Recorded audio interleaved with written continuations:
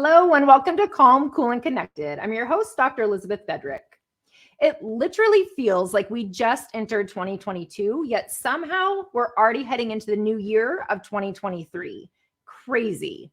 For so many people, though, they look at this as an opportunity for fresh starts, for new perspectives, for working on these goals that we inevitably continue to put off, sometimes month after month and sometimes year after year. But going into the new year with goals is a great place to get started. It's a great way to be encouraged, to be motivated, to be excited about the new beginnings. A lot of people go into these goals with the idea of needing to be motivated. But the issue with that is motivation is really wanting to do something, but it's not the act of doing something. So we have to think about addressing our goals from the lens of being action-oriented and being self-disciplined versus being motivated. So some ideas for this when thinking about your goals for the new year, whether it's related to careers, relationships, health, is to really start by identifying specifically what are these goals, what do you want to work on, what do you want to achieve.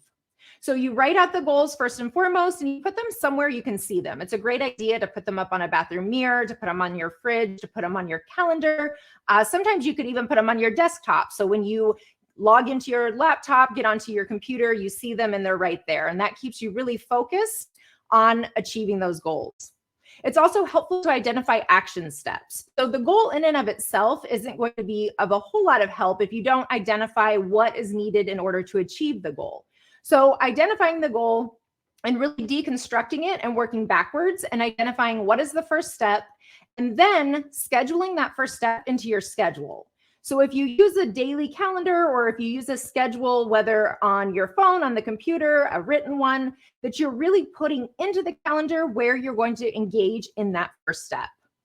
Also, picking realistic goals is crucial. So we want to really make sure it's something we can achieve, because if we set ourselves to achieve a goal that is unrealistic, that is really big, really overwhelming, we're going to give up a whole lot quicker because we feel like we're set up for failure. So inevitably, we're going to allow ourselves to fail. So we have to pick realistic goals that are easy to do step by step, and that we can feel encouraged and we can celebrate each win along the way. Also using the snowball method, which means that when we achieve a goal, we then use that as motivation to achieve the next goal, and it grows and grows on itself. Using external reminders, setting timers, using alarms, using email systems, whatever you have to do to remind yourself to engage in whatever that step is also helpful. So let's say your goal is to start exercising more. And so you build it into your schedule. Every afternoon, you're going to go for a walk for 20 minutes. So it's great to put it in your schedule, put it somewhere you can see it, but then also set an alarm for that time each day. So then you get the external reminder, put on your shoes, get ready, head out and go for your walk. Again, the reminder to celebrate wins is so important, big and small. So sometimes it can be helpful to even set up a reward system for yourself. When you achieve this first step, you're going to reward yourself with some type of prize that's motivating. And the prizes maybe get bigger, the rewards get bigger. And so you have that intrinsic motivation, but you're also pulling from extrinsic motivation, which is a really powerful thing to get us started and to keep us going. Remember that mindset is everything. So whether you believe you can or you can't achieve your goals, you're right. You have to really focus on the power of perspective in these situations.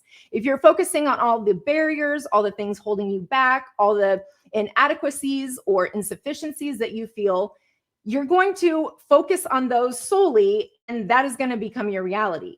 But if you start to focus on your strengths, start to focus on the supports you have in place, the things that can encourage you and catapult you forward, you're then going to feel motivated and self-disciplined to do so.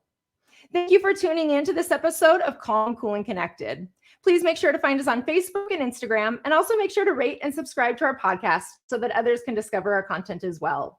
Thank you again for joining us on this episode of Calm, Cool, and Connected.